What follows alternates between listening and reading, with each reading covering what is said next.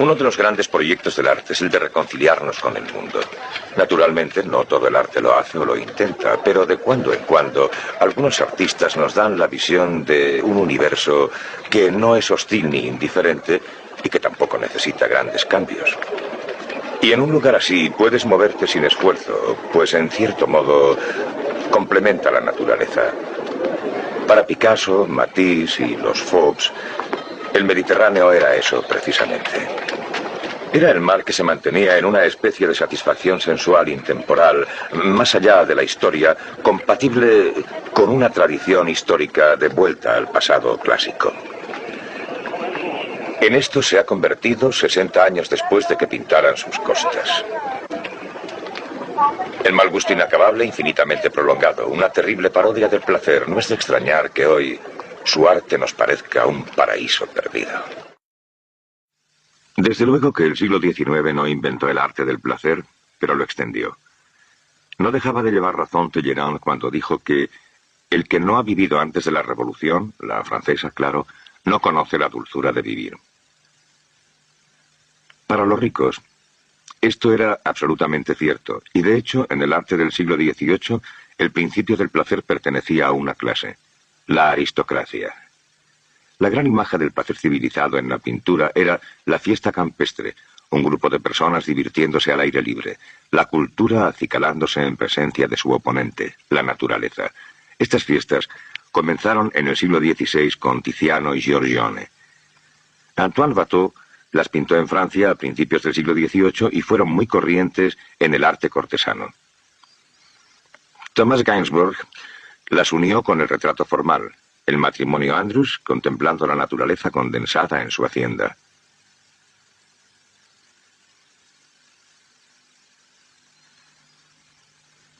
El paisaje y las figuras en él, sus trajes, sus posesiones, todo alude a la clase propietaria del cuadro, cosa normal en el arte. Pero unas décadas después de la Revolución Francesa, había una nueva clase dominante en Francia e Inglaterra, la burguesía, y quería ser pintada. Quería que se describieran sus placeres y se documentara su vida, y esta clase media triunfante incluía no solo pintores conservadores, sino a varios de los artistas más avanzados de su tiempo.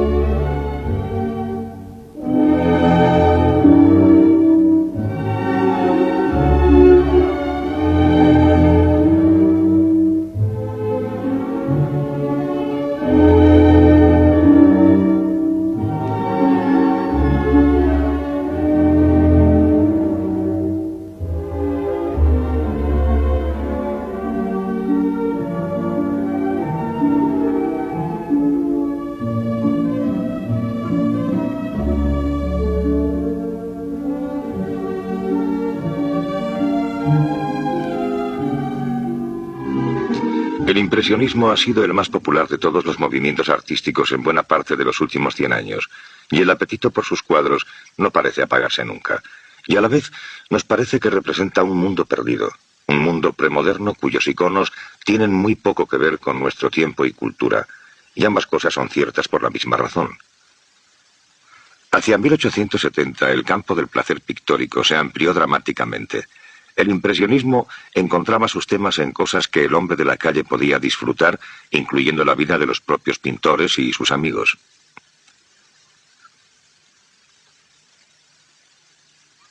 Algo que todos tenían en común era la sensación de que la vida de la ciudad y el pueblo, los cafés y parques, los salones y dormitorios, la playa y los bancos del Sena podían convertirse en una visión del Edén. Un mundo de madurez y florecimiento con un tranquilo sentido de plenitud.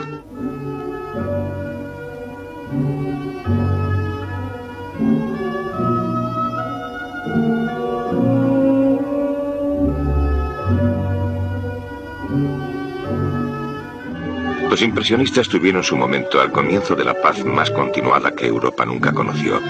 44 años, desde 1870 a 1914. Un mundo perdido que hay que ser muy viejo para recordar.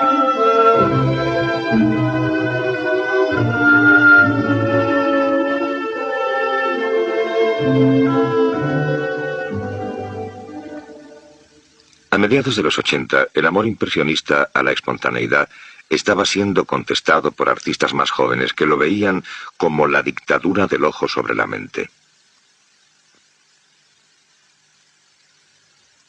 La unidad, el elemento constructivo del impresionismo, fue la pincelada que era tan personal como la caligrafía.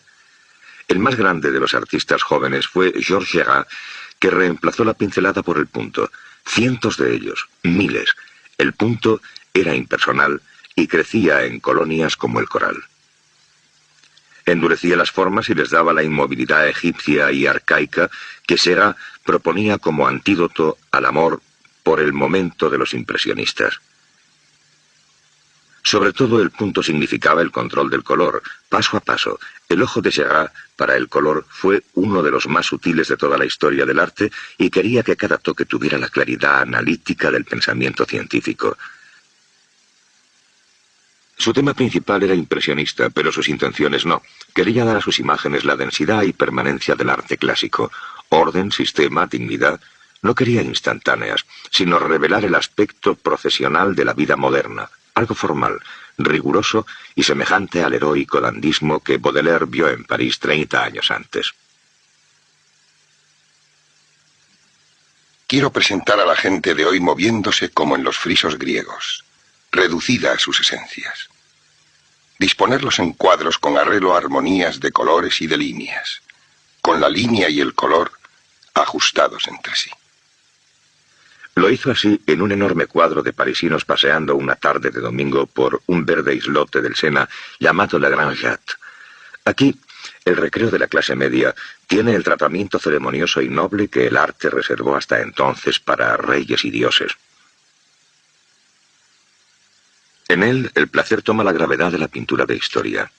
Seurat construyó su espacio como un fresco del Renacimiento, con la precisión más exacta. Está unido por complicados ritmos y acordes de formas, algunos que a primera vista no percibimos. La mujer pescando es gemela de esa figurita de la lejanía. El rabo del mono repite la curva del bastón del dandy. El decoro de posturas y gestos, las distancias que guardan sobre el verde césped se convierten en las del arte clásico. Es un poco irónico, con estos modernos de clase media, deslizándose sobre la hierba como juguetes con ruedas. Pero la ironía forma parte de la modernidad. Precisamente por ser un cuadro distanciado, nos hace conscientes de sus semánticas. Y el espectáculo del arte como lenguaje fascinaba a Seurat. Comprendió que en la conciencia moderna había algo atomizado, dividido. Para construir un significado unificado, el tema debía ser descompuesto en moléculas y átomos, y luego vuelto a unir bajo un orden formal. De ahí los puntos. Se puede hacer una realidad permanente presentándola como una red de pequeñas inmovilidades. Eso es en realidad la Grande Jatte, división infinita, relaciones infinitas.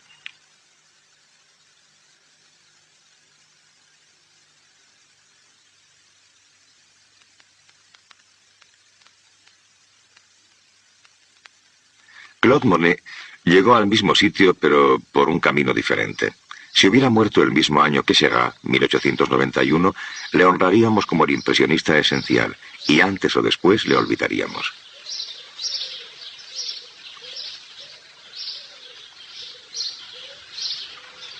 Ninguno de los impresionistas cantó la superficie del paisaje con más elocuencia. Fue para los árboles, el viento y la hierba lo que Renoir para la piel femenina. Pero a la vez no todo lo que Monet pintó antes de cumplir los 50 tiene la permanencia completa y reflexiva del gran arte. El problema era profundizar el juego de ver, mostrar que el ojo está conectado con el cerebro con su inmenso poder de discriminación. Pero para eso, uno debe poseer el tema. Esta clase de meditación ha de partir del placer, no del dolor. Tiene que salir del centro del yo, no de sus agitados contornos. El novelista Gustave Flaubert dijo una vez: el arte es un lujo que requiere manos blancas y serenas. Y creo que su ejemplo supremo en la vida de un pintor es el jardín que Claude Monet se construyó en Giverny, a unos 100 kilómetros de París.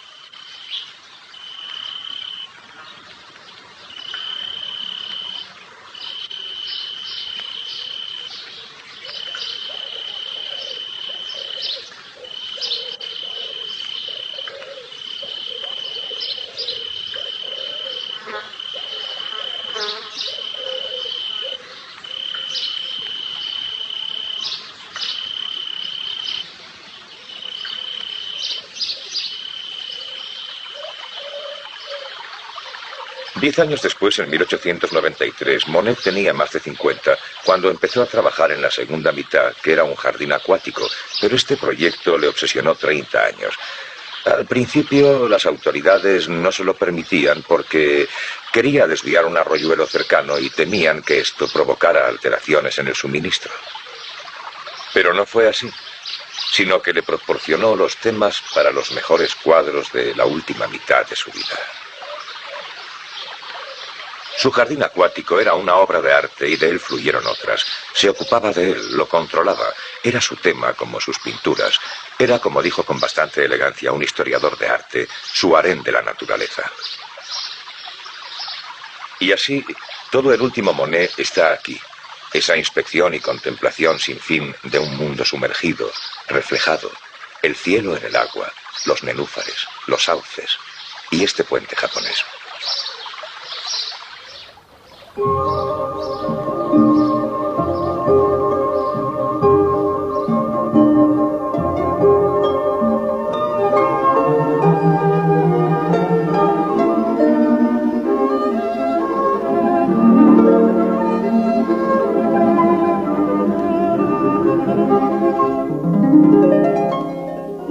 El estanque era tan artificial como la propia pintura. Era plano, como lo es un cuadro. Lo que mostraba, nubes, nenúfares y el leve paso del viento, era atrapado en un delgado espacio, justo en la superficie como en el cuadro. Los sauces lo rozaban como pinceles. Ni primer término, ni fondo, sino una red de conexiones. Los nenúfares de Monet son rebanadas de infinito. En ellos, el vacío cuenta tanto como el lleno. Los reflejos tienen el peso de las cosas.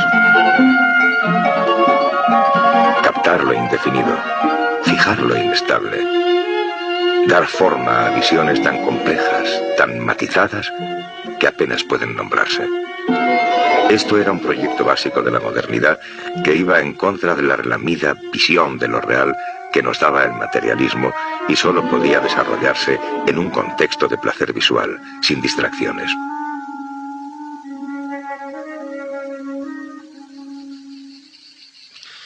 Otro de los pioneros, pero muy distinto, fue Paul Cézanne. De 1880 al año de su muerte, en 1906, pasó casi todo el tiempo trabajando aquí, en el sur de Francia, en un estudio a las afueras de Aix-en-Provence.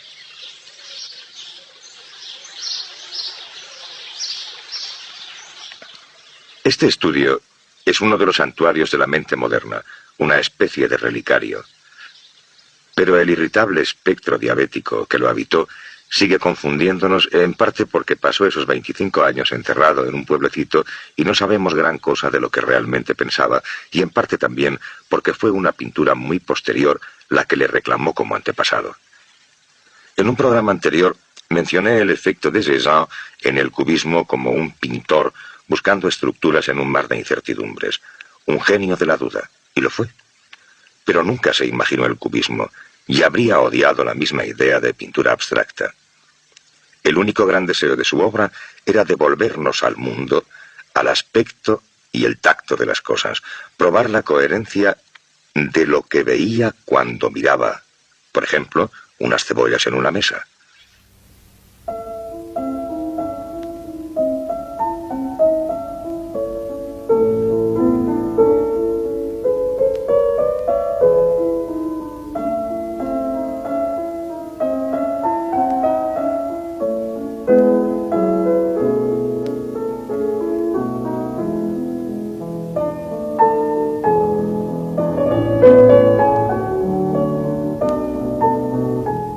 Se tomaba un tiempo y un trabajo enormes con sus cuadros, sesión tras sesión.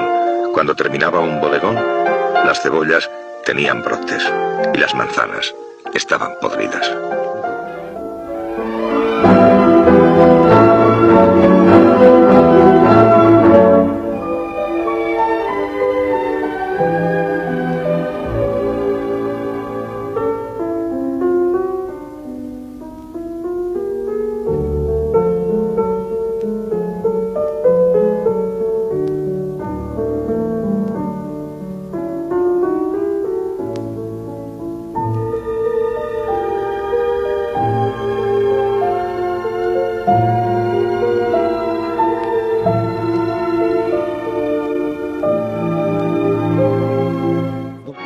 El paisaje no se descomponía, y Cézanne se empeñó en ir hasta esta vista día tras día, arrastrando su caballete portátil con cualquier tiempo, hasta que murió de un enfriamiento que cogió pintando al aire libre.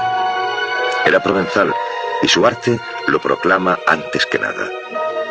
Llevaba en su sangre este paisaje claro, óseo, arcaico, y tan reconocible a nivel instintivo como el sabor de las aceitunas o el del agua fresca. ¿Qué pintó? Aproximaciones. Las escuelas de arte suelen enseñar que Cézanne quería reducir la naturaleza a esferas, cubos y cilindros. Eso es absurdo. Era el menos geométrico de los pintores. En vez de formas claras, hacía pequeños ajustes. Le vemos abordando su tema centímetro a centímetro, minuto a minuto. No tenía tiempo para fáciles generalidades, y al final de su vida tampoco le interesaba la instantánea impresionista, ese cuadro de un día que presenta una escena con una luz pasajera. Pintaba los mismos temas una y otra vez sin repetirse jamás.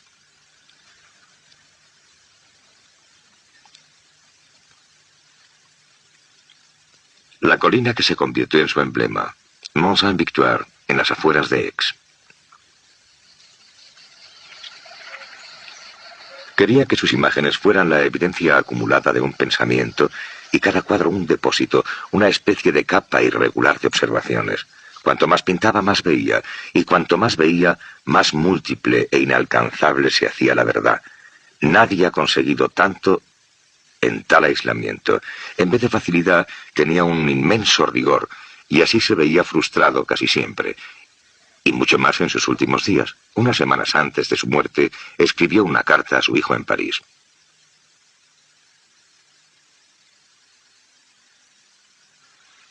Debo decirte que como pintor estoy alcanzando una visión más clara de la naturaleza.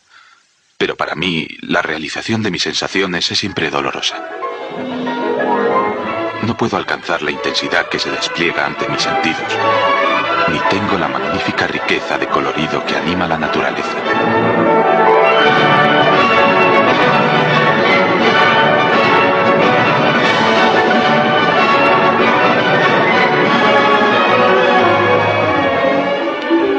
Pero la idea de que la naturaleza es infinita sugiere que también es el paraíso, y otros pintores, además de Cézanne, lo creyeron así.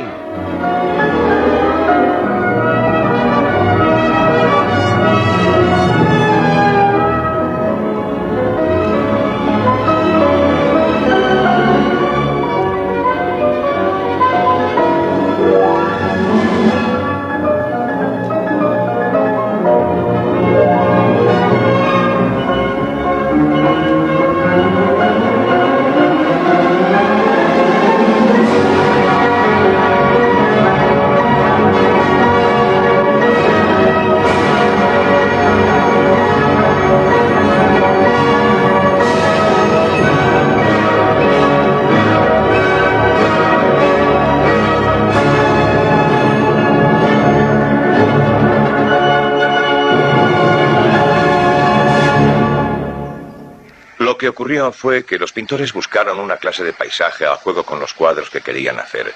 El retiro en Arles de Van Gogh formaba parte de eso, y también los viajes que hicieron a Collioure a primeros de siglo Derain y Matisse. Lo que buscaban era una mayor pureza de las sensaciones naturales. En lugar del viejo y gris París, querían pintar el cielo azul, los olivos plateados y la roja tierra y la lavanda. La cuestión no era sacar el color de la naturaleza, sino más bien la de encontrar en ella una clase especial de intensidad cromática. Un color que hablase directamente a la mente y se pudiera concentrar en un lienzo. El hombre que más hizo por la idea del color independiente y simbólico, liberándolo de su papel en el arte, fue un fugitivo brillante e irónico llamado Paul Gauguin. Ahora todo el mundo sabe algo sobre él.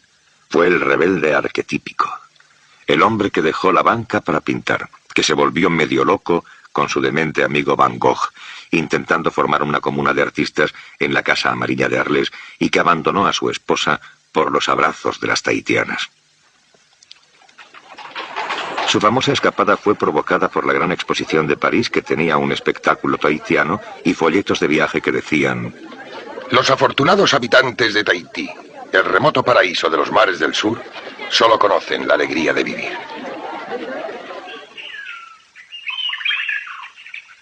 La idea del noble salvaje viviendo en un feliz estado de virtud en el seno de la naturaleza generosa era una de las grandes fantasías del pensamiento europeo, y Tahití era la prueba de que esa criatura existía. Así que el mito de Tahití creció con rapidez. Además, el paraíso era una colonia francesa. Así, en 1981, Gauguin partió entre las aclamaciones de sus amigos y admiradores que, prudentemente, se quedaron en París. En vez del paraíso encontró un puerto comercial, en vez de nobles salvajes, prostitutas, una cultura destruida por el alcohol y sus secuelas, sus rituales muertos, su memoria perdida, su población reducida de 40.000 en tiempos del capitán Cook a 6.000 en el de Gauguin. Así que el paraíso que pintó era engañoso, pesimista y lleno de fantasmas culturales, y sus tahitianas eran como supervivientes de una edad de oro que no podían recordar.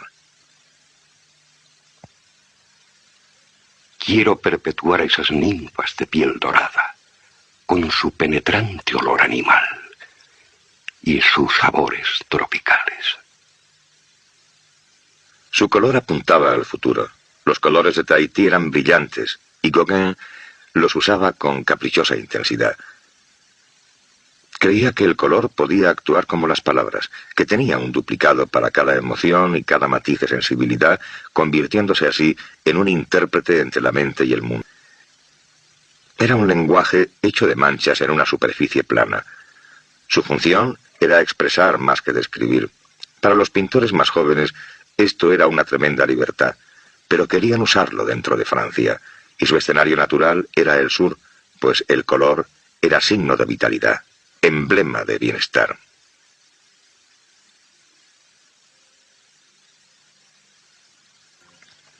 El resultado fue un movimiento llamado fauvismo, significado esencialmente en la obra de tres pintores de principios de siglo, André Derain, Maurice de Blackmille y Henri Matisse.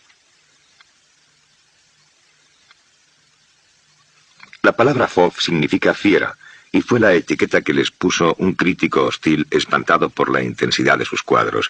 Crearon más un episodio que un movimiento, un encuentro de instintos entre pintores que amaban las sensaciones fuertes, pero que no tenían una teoría común. Si se pudiera imaginar una estética basada en la alegría, esta sería la más próxima.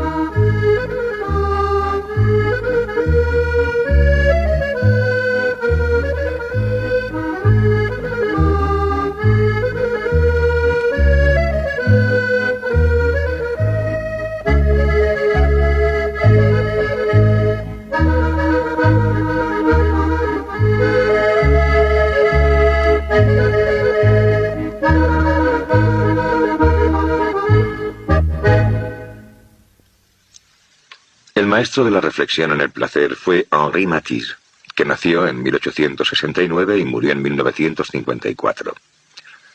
A lo largo de toda su obra no aparece ni rastro de la alienación y el conflicto que nos confió la modernidad. Su estudio era un lugar de equilibrio que creó imágenes acogedoras durante 60 años seguidos. En 1904 se interesó por la técnica puntillista de Seurat, los puntos coloreados que usaban sus seguidores, entre ellos el pintor Signac, amigo de Matisse.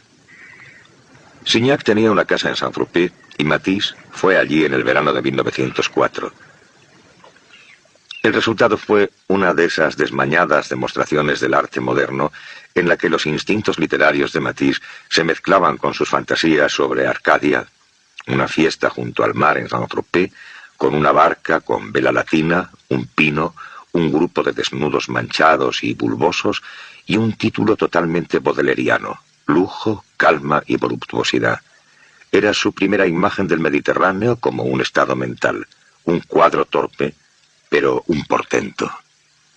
En 1905 se fue con Derain a pintar al pueblecito costero de Collioure, cerca de la frontera española. Fue uno de los momentos cruciales de la corta historia del fauvismo, pues allí pintaron sus cuadros más radicales. Este fue el momento en que el color de Matisse estalló en libertad. Espesos grumos de color, un momento; el lienzo desnudo, el siguiente; y el áspero brillo del color local para imitar el centelleo de la luz de la tarde sobre el agua. Los nuevos matices eran sorprendentes. Sus defensores estaban inseguros y sus detractores los consideraron una barbaridad. Era particularmente ofensivo su uso del nuevo sistema de color, discordante y desigual, en el molde familiar del retrato de salón, aunque la víctima fuera su propia esposa.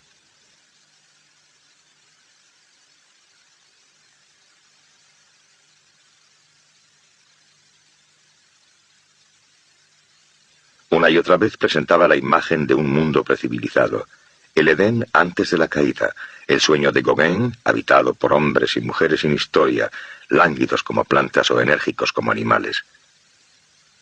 El aspecto primitivo de estos enormes cuadros aún nos choca.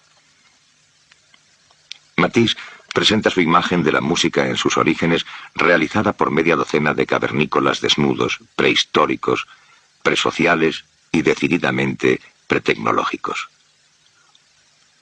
Una o dos flautas de caña, palmada sobre el cuerpo, y aún así, ¿qué poder desprende esta composición? Los elementos más simples: tierra, cielo, cuerpos, cada uno reducido a su color básico y nada más. Y cuánta energía dentro de esa sencillez. La danza es una de las pocas imágenes del éxtasis convincentes hechas en el siglo XX. Ese círculo de ménades retorcidas bailando nos lleva a los vasos griegos de figuras rojas y más allá a las cavernas. Matisse tuvo la idea en el verano de 1905 en Collioure al ver bailar una danza circular a campesinos y pescadores.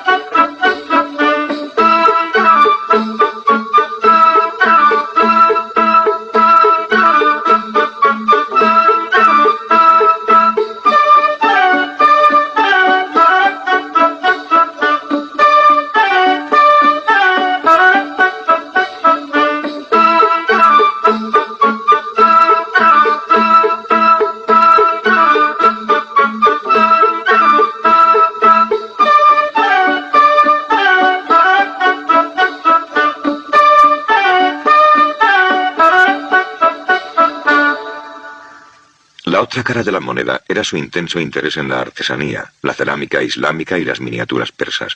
Matisse adoraba el dibujo, y por medio de él nos da la ilusión de un mundo completamente lleno, donde todo, fondo, primer término y los intermedios, actúa sobre el ojo por igual. Uno de los resultados fue el estudio rojo que pintó en 1912. Por una parte quiere arrastrarnos hacia el cuadro, hundirnos en él, como si pasáramos a través del espejo. Esta caja de lápices está al alcance de nuestra mano como lo estaba el de la suya.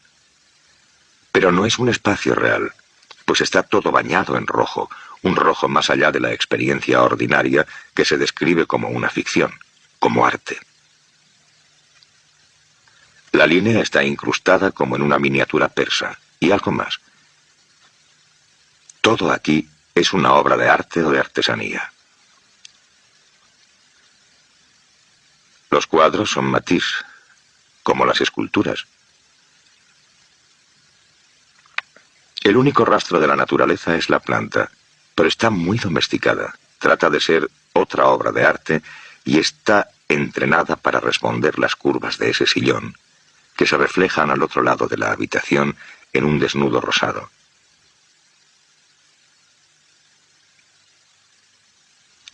Así que el estudio rojo es, entre otras cosas, un poema sobre cómo la pintura se refiere a sí misma, cómo el arte se nutre de otro arte y cómo, para esta clase de mentes, puede formar su propia república del placer, una Suiza, un paréntesis en el trabajo real, un paraíso. En 1916, Matisse se trasladó más o menos permanentemente al sur de Francia, a Niza. Encontró un apartamento en el Hotel Regina, llamado así porque la reina Victoria residió en él. Al estallar la guerra tenía 45 años, demasiado viejo para luchar, demasiado sabio para creer que su pintura podía interponerse entre la historia y sus víctimas, y demasiado seguro de sus intenciones como artista para cambiarlas. No creo que ningún gran artista del siglo XVIII haya consagrado tanto su obra a un ideal de confort y refugio. Matisse dijo que quería que su arte tuviera el efecto de un buen sillón para un negociante agotado. Hace 20 años, cuando creíamos que el arte iba a cambiar el mundo, eso resultaba como mínimo limitado, pero ahora que estoy seguro de que no quiere ni puede, solo me queda admirar el sentido común de Matisse. Él creía que la única audiencia que puede reclamar el arte de vanguardia es una burguesía educada. Y parece que la historia le ha dado la razón. De todos modos, eso es lo que vivió y pintó, los grandes interiores. ¿Y cómo encaja que tantos y tantos de sus mejores cuadros estén hechos en apartamentos y hoteles? La habitación es una metáfora de su naturaleza. Un lugar privado, siempre fresco, lujoso. El patio de juegos de la mente adulta, un vientre materno con vistas, y el tema común de sus interiores mediterráneos es la contemplación de una naturaleza benévola desde una posición de absoluta seguridad. El filtro entre dentro y fuera es la persiana.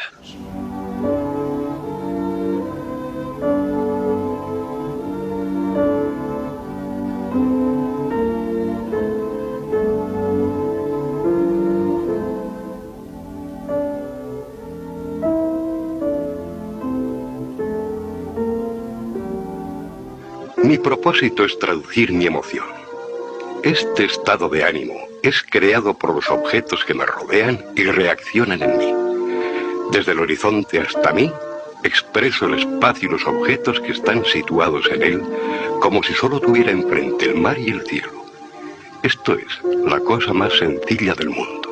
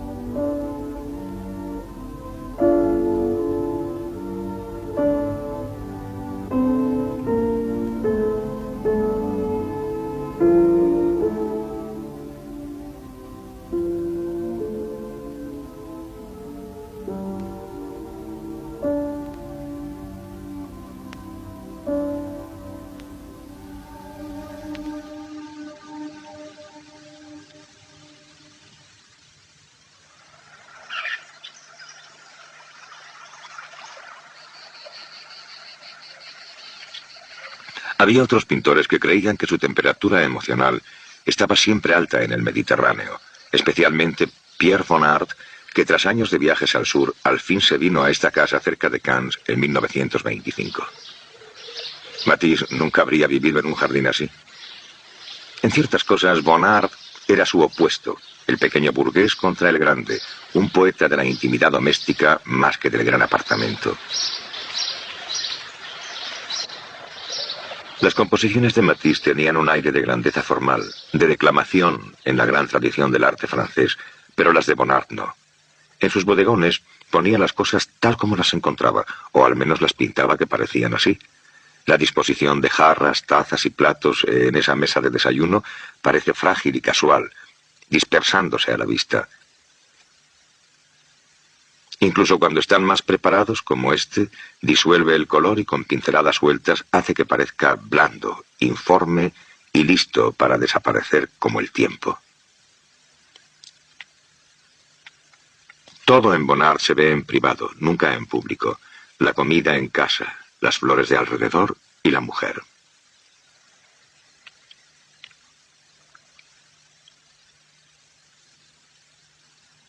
Casi siempre es la misma, Marie Boursin. Se conocieron en 1894 y tras una relación que duró más de 30 años, al final se casaron y vivieron juntos hasta que en 1942 ella murió.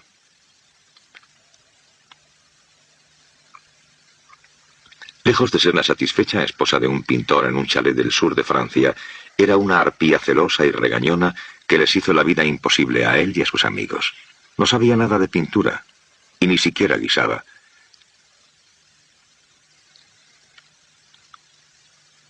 Pero él le era profunda y masoquistamente fiel. Estaba obsesionado con los hechos domésticos y las memorias del placer sexual, la intimidad y la ojeada, la sensación del privilegiado partícipe de todos los secretos.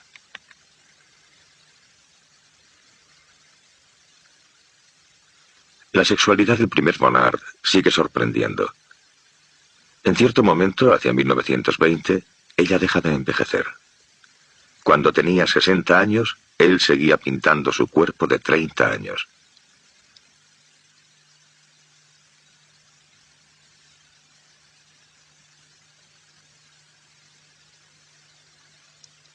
Pero está siempre aparte, absorta, espiada. Una perpetua Susana en el baño, con él como el perpetuo viejo Mirón, disolviéndola en luz, reconstituyéndola en color, poseyéndola a distancia una y otra vez.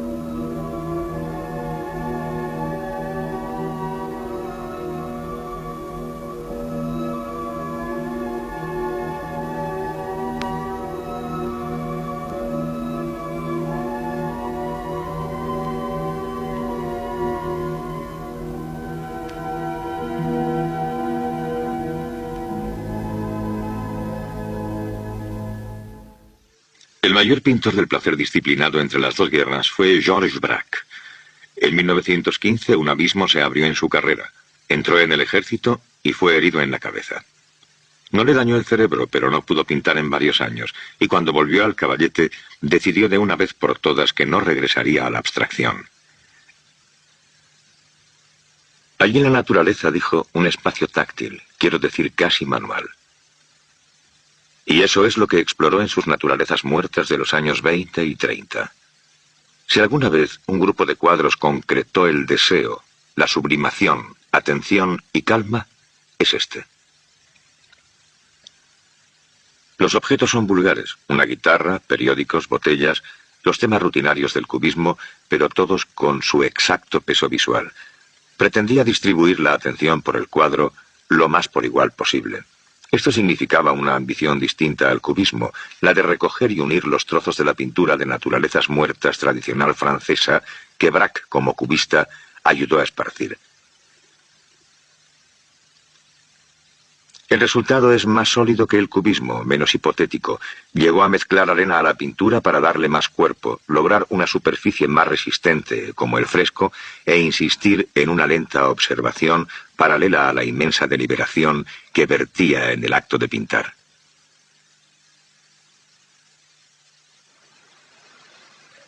No hay mucho en la producción de Picasso en esos mismos 25 años que pueda igualar realmente esa especie de música helada. Pero es que Picasso no tenía el don de la serenidad. Toda su idea del placer era más prensil que la de Braque. Quería coger, tocar, absorber y formar parte de los objetos mediterráneos y le gustaban las sensaciones fuertes y concretas.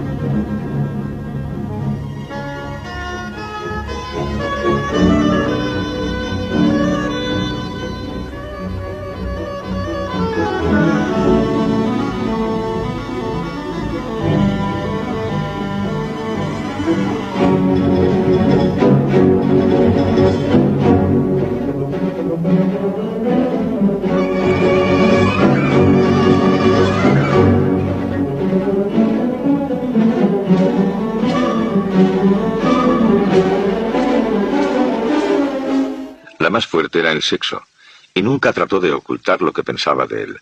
Cuando se despertaba su miedo a las mujeres, y ocurría a menudo, tenía que pintarlo. Así que, en un plato de la balanza, puso algunas de las más demoníacas imágenes femeninas, hechas jamás, en las que no había distorsión, sino más bien descuartizamiento. Era como matar a la bruja.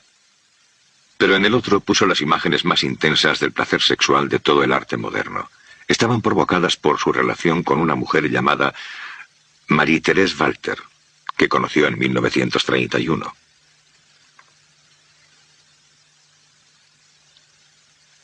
En los cuadros se convierte no en una estructura de carne y hueso, sino en una serie de orificios enlazados por una línea sinuosa, tierna, tranquila, llena y abandonada.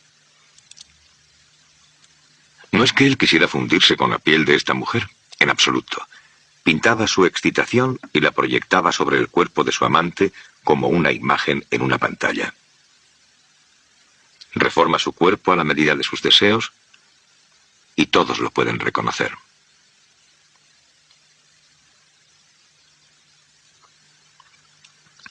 Fue por entonces cuando Picasso empezó a mitificarse a sí mismo como el artista mediterráneo, con una serie de grabados llamada La Suite Volare. Parte de este maravilloso ciclo es autobiográfico, o al menos en cierto modo, autodescriptivo. El escultor y su modelo, ella, la ninfa pasiva y servicial, él, el genio del lugar, una especie de dios fluvial disfrazado. Esos grabados eran la invocación del pasado y le permitían situarse en Arcadia. La Suite Volare fue una de las partes más convincentes de un renacer general de la antigüedad visto en términos del culto al sol, al placer y a los cuerpos sanos que comenzó en los años 20 y se volcó hacia 1932. Ni que decir tiene que había un Picasso mucho más complicado y dubitativo detrás de esta simpleza clásica. Su imagen del viejo y el mar era en cierto modo un papel, como la famosa virilidad de Hemingway era una máscara puesta en la entrepierna. De todos modos, la Suite Volare permanece como la última gran obra de arte directamente inspirada por el Mediterráneo clásico. Es el fin de una inmensa tradición que duró más de 2500 años y luego pereció entre la disyuntiva histórica, el sufrimiento, la ruina física y la ironía del siglo XX. A los 40 años de terminada la Suite Volare, las autoridades de Atenas debatían el traslado de las cariátides de la Acrópolis y su sustitución por copias de fibra de vidrio. Y toda la Costa Azul es una masa de tragaperras y pizzerías de una punta a otra. Naturalmente, cuanto más retrocedía la tradición, más famoso se hacía Picasso, convertido en un fetiche viviente y en el artista más famoso que ha existido nunca. Pero ninguna de sus últimas imágenes pastorales despertaría las mismas convicciones que la Suite Volare, porque la Segunda Guerra Mundial mató al Mediterráneo clásico, lo mismo que la Primera mató a la Belle Époque. Una de las primeras convulsiones del movimiento moderno aparece en un poema de Mallarmé titulado La siesta de un fauno, y su primer verso dice: «Quisiera perpetuar a esas ninfas». Era también el lema de Picasso. Pero esas ninfas ya no podrían sobrevivir excepto como un torpe decorado después de Auschwitz e Hiroshima, e incluso después de Guernica. Y los esfuerzos de Picasso en su vejez para conservar un arte pastoral comenzaron a ser cada vez menos convincentes. Pero no ocurrió así con el anciano Matisse, cuyo arte a principios de los 40 se clarificó de pronto al encontrarse con la muerte. Sufrió una larga operación y una larga convalecencia. Mi terrible operación me ha rejuvenecido totalmente y ha hecho de mí un filósofo. Estaba tan preparado para mi salida de la vida que ahora me parece que vivo por segunda vez. Expresó su renacimiento no con el pincel, sino con tijeras y papel de colores. Recortaba formas y las pegaba en la pared o en una hoja de papel. Y al cortar el color, decía, le recordaba la talla directa del escultor, uniendo dibujo y color en un solo movimiento de su mano. Las imágenes eran como emblemas heráldicos del placer, signos de bienestar. A una edad en que muchos pintores están muertos o repitiéndose, él entró de nuevo en la vanguardia y la redefinió. Estos recortes son la pintura más avanzada y quizá la más augusta hecha en Europa. Presentan una totalidad de gesto que mucha pintura abstracta quiso, pero no siempre alcanzó. La veloz coordinación de mano, mente, ojo y memoria mientras las tijeras corren por el papel. Un corte. La esencia de la decisión. Y luego la placentera digestión. Mover las formas. Ponerlas aquí y allá hasta alcanzar la armonía.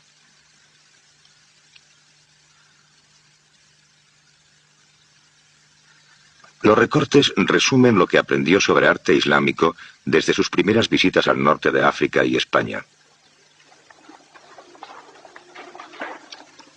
Una de sus fuentes son los azulejos árabes de los muros de la Alhambra de Granada. Pero son más que decorativos, porque él, más que ningún otro artista, salvo Picasso, saturó su obra con el recuerdo de la sensación física, el sol y el agua, el éxtasis de cuerpos sanos, sal, vino y flores, el mundo mediterráneo que evocó por última vez en el friso de bañistas, la piscina.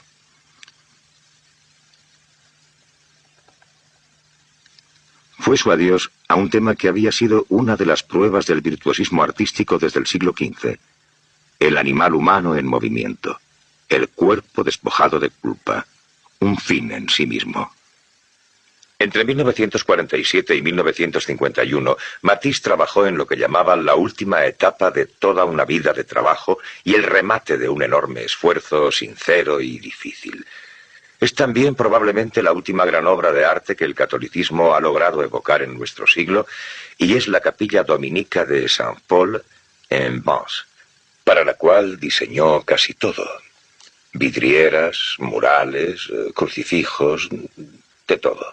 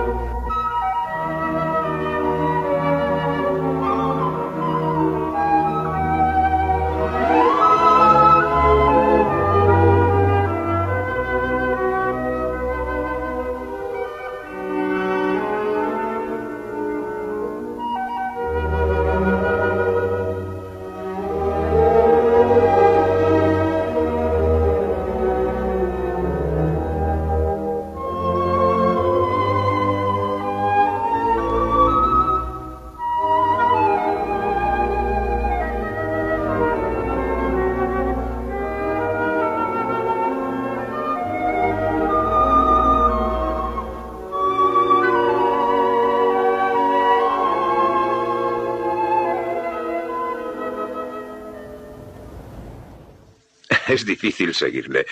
En términos seculares, de Matisse se puede aprender todo.